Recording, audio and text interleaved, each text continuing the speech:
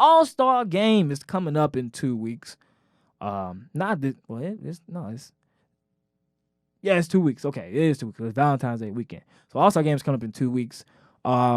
So we've initially found the starters of the All-Star teams. Well, just the starters actually because they got to still do the draft. LeBron and Giannis do because they got the most votes in their respective conferences. From the West, we had LeBron James, Kawhi Leonard, Anthony Davis, Luka, and James Harden. From the East, these are the starters. We had Kemba Walker, Trae Young, Pascal Siakam, Joel Embiid, and Giannis Antetokounmpo. And for the reserves, that was just named yesterday, I believe. Yeah, it was yesterday. We have from the Eastern Conference, we had Jimmy Butler, Kyle Lowry, Ben Simmons, who I never voted for. I didn't. In my eyes, he's not an All-Star, but it's the East, so he is. That's a different topic. I guess he is an All-Star. I guess I don't know. I just feel like Ben Simmons should average more points. I think so. It's 16. Yeah, he got 8 and 8, but it's like score some more points for me, Ben Simmons. Give me 20 at least. 20. You can give me 20 points, Ben. Chris Middleton, who I said, like I said earlier, he snuck into there. He was playing well recently. Jason Tatum, first-time All-Star. Bam Adebayo was a first-time All-Star as well. And Domantas Sabonis, might in the Pacers. Yes, I voted for him. He's in there, first-time All-Star as well. And for the Western Conference reserves, we got Damian Lillard, Donovan Mitchell, who's a first-time All-Star, Jokic, Rudy Gobert, who's finally an All-Star, Brandon Ingram, 150 BI. He's a first-time All-Star too. Russell Westbrook and Chris Paul, who wasn't an All-Star last year, but playing for the Thunder, he is an All-Star this year. So, yeah. So we got those for the reserves. Like I said, the draft that the teams will pick, I think, takes place on Monday, the 6th. Whenever February 6th is, that's when the draft takes place for when LeBron James and Giannis Antetokounmpo is going to pick their teams. So from there, we'll have like the actual rosters of what their teams are going to do. And the league is they put out a new format for how they want the game to go. I'll read to you how it's supposed to be. They said, so both NBA All-Star Game teams will play for Chicago-based community organizations as selected by team captains Giannis Antetokounmpo and LeBron James. The teams will compete to win each of the first 3 quarters, all of which will start with the score 0-0 and will be 12 minutes long. At the start of the fourth quarter, the game clock will be turned off and the final target score will be set. The final target score will be determined by taking the leading team's total cumulative score through 3 quarters and adding 24 points. 24 representing the late Kobe Bryant's uniform number.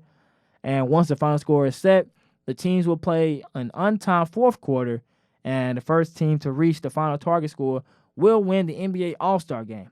And they give an example. So, for example, if the cumulative score of the first 3 quarters is 100 to 95, the final target score will be set at 124.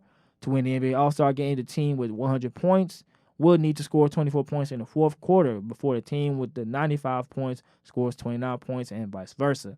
The community organization selected by the winner of each of the first 3 quarters will receive $100,000 and a total of $300,000 donated to charity for those 3 quarters. The winner of each of the first 3 quarters will be the team with the highest score at the end of the 12-minute quarter.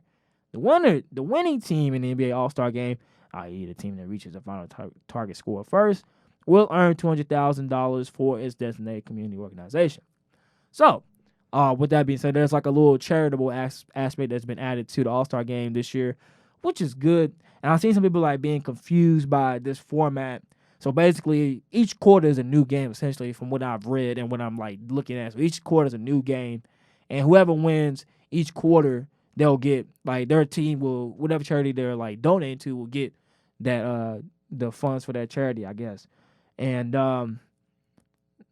yeah, and the fourth quarter, they'll put the scoreboard back. They'll add all the points from the first 3 quarters, and they'll add.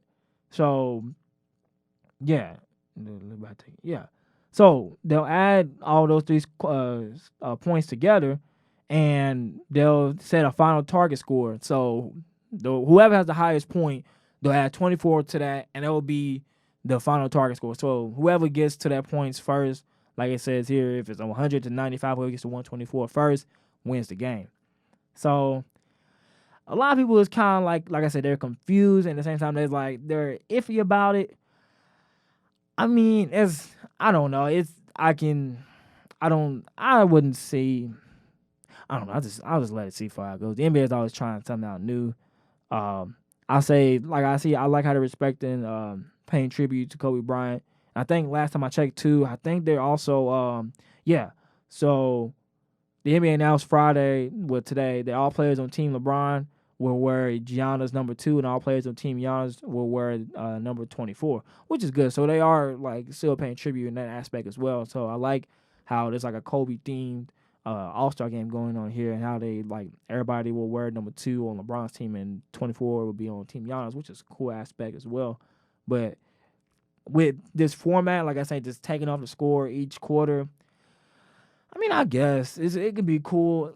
Cause I don't know if it's really gonna take away the competitive aspect of it. Cause I guess with them adding back the final target score in the fourth quarter and adding 24 points to it, that's still keeping it competitive. Cause it's like you still trying to get this goal and you trying to reach that 24 points. So it's more so of a charitable aspect, because it's like you're not only playing just to win and like just have supreme of like who the better players are, but if you win, your charity wins $300,000, which is good too. So it's a good cause. So I like that. I think it's pretty cool. When we look at it from that way, in that perspective, I think it's pretty cool. So there was also, as every All Star game has, there was also some snubs. The two most notable snubs from the All Star game this year is Bradley Beal and Devin Booker. They're the only players in the last 35 years to average 27 plus points per game without making the All Star game. Bradley Beal, who's playing on the Washington Wizards, who have been abysmal of a team these past 2 seasons with John Wall being injured. Yeah, John Wall, who remembers that guy? I'm just playing. But he's been playing on a team, and like he's averaging 28 points. I think, 28, 29 points.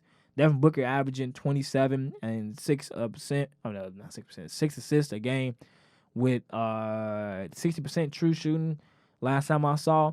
So they're putting up good numbers, but the case I can make for Devin Booker being in the West with all those guards like Dame, Russ, you seen Luka rising up this year, James Harden, Chris Paul, Donovan Mitchell. I mean, is Devin Booker better than Donovan Mitchell? One can argue that, but his team has a better record, and that goes to another argument that some people was making, like, is it an individual thing to get an All-Star, or is it a team aspect to get an All-Star? Because you'll see some players get awarded to be in the All-Star game because of their contributions to a good team. Like Kyle Lowry, like, yeah, he's in the All-Star game. I saw like they was talking on TNT saying, well, Bradley Beal should be in over him.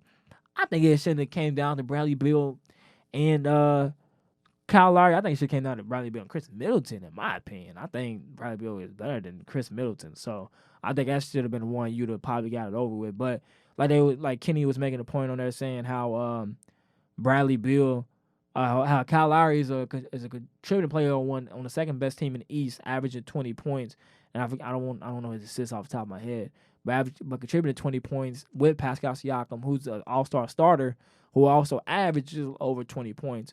Just them two together and having the record they have, it just shows that like you're All-Star worthy, which I feel is another reason why Chris Middleton is on there as well, because he's playing with such a great player with Giannis, and he's putting up good, at least decent numbers, and you contributing to the amount of wins. At that point, it kind of plays in it, but it's like, is it fully individual? Because we see Trae Young, who is an All-Star, but he's on a team that has like one of the worst, if not the worst, records in the NBA. But his numbers are so undeniable. It's like, you got to put this guy in there. And the way they vote for the starters is by fan vote. So there's also a big part into it as well. And the reserves are picked by the coaches. So it's just, people can just question and ask, like, how are these players picked? Because, like, Devin Booker, yeah, but he's in the Western Conference. He's kind of like he'll probably end up being like how Mike Conley be. Because until, like, I guess, I could see him probably being an next year, actually. I could see him being next year because Chris Paul slid in there because of the way the Thunder are playing. I could see him being there next year. But Bradley Beal, yeah, that was something that definitely this year I could see him being in the All-Star game over Chris Middleton. But just by the coaches, I guess they got to take it up with some of the coaches. That's not on us. That's not on, yeah, part of it is fan vote, but most of it is on the coaches. So that's just something they got to take up with them. But hey,